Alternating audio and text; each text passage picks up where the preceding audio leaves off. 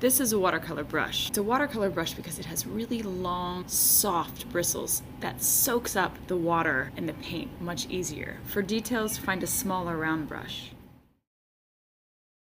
I'm putting a drop of water in each and kind of mixing it around really gently until I get a pull of that color. So I'm swirling my brush in the water, swiping it on the edge in between each time I change color.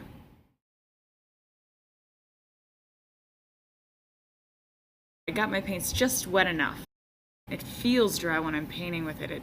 The color's really bright. This works awesome if you want to make grass or fur or something with this kind of texture. You layer together to mix your color. So water, paint, paper. Now with dry brush, I don't want to get my brush too wet, so I'm not going to dip it in the water every time if I'm sticking with using the same color. Wet on wet works great for large areas because you want to leave room for your paints to blend on its own. So because it's for large areas, you want to use the larger brush. And then you're actually going to paint the paper first with just water, only in the area that you want to have paint.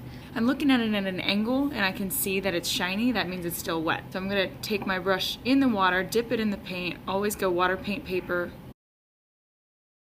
Now, the thing with watercolor is you want to work fast, and also you don't want to over mix something. If I start over painting in this area, I'm not going to get the cool effect that's happening on its own. Now, I actually think I added a little too much water. So I can do my next technique, which is called blotting.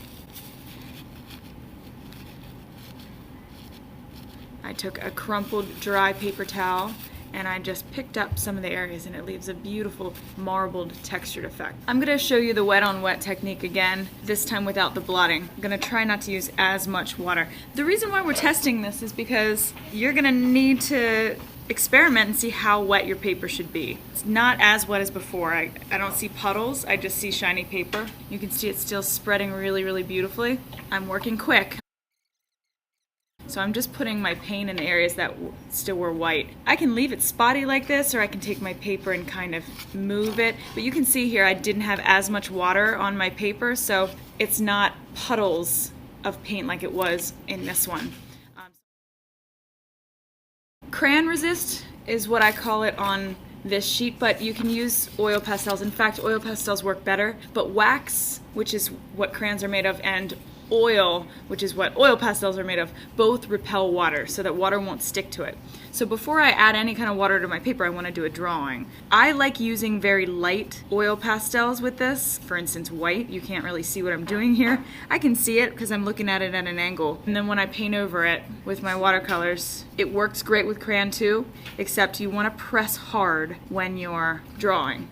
So I can do the wet on wet technique here too. I have my paint wet, so I'm just going to add in some other colors and let it blend on its own. So I can use my blotting technique, taking a dry, clean paper towel. I'm not over blotting. I don't want to pick up all the paint. I'm just doing it in the areas where I want to still see my drawing. It's called masking tape for a reason. Masking meaning covering it up so that it doesn't get paint on it. This is painter's tape, so it's not as sticky. It's not going to tear your paper as easily. Make an interesting design.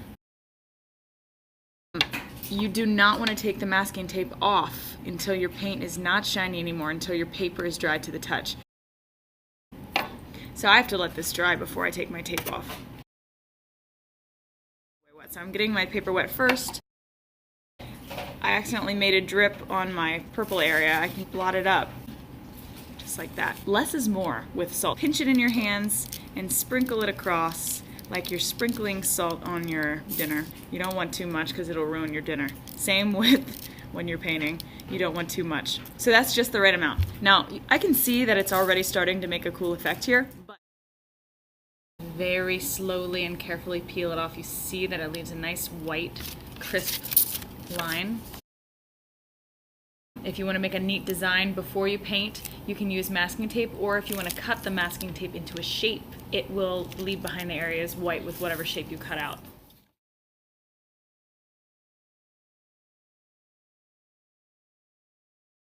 Never take the cups off the plate when you're painting, because if you accidentally bump them and they spill, when they're on the plate it's not a big deal, but if they're on a table it is a big deal. I'm picking up the cup and taking the lid off so that I don't accidentally knock the other cups over.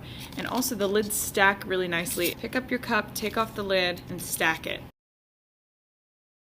Because they're liquid watercolor, I don't need to ever get my paper wet first when I'm doing wet on wet. But the important thing is you always make sure that you are washing your brush out in between. I want to work very fast with this. Swirling my brush in the water before I put it in a new color. Swirl, swipe, new color.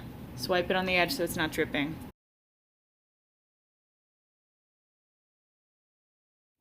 I was working on this with the liquid watercolor and I dripped a little bit of the green into here and I just let it dry and it kind of started its own pattern here. The beauty about watercolor is sometimes you just want to let things happen on their own, not to do too much brushing back and forth, and instead just let the watercolor move on its own.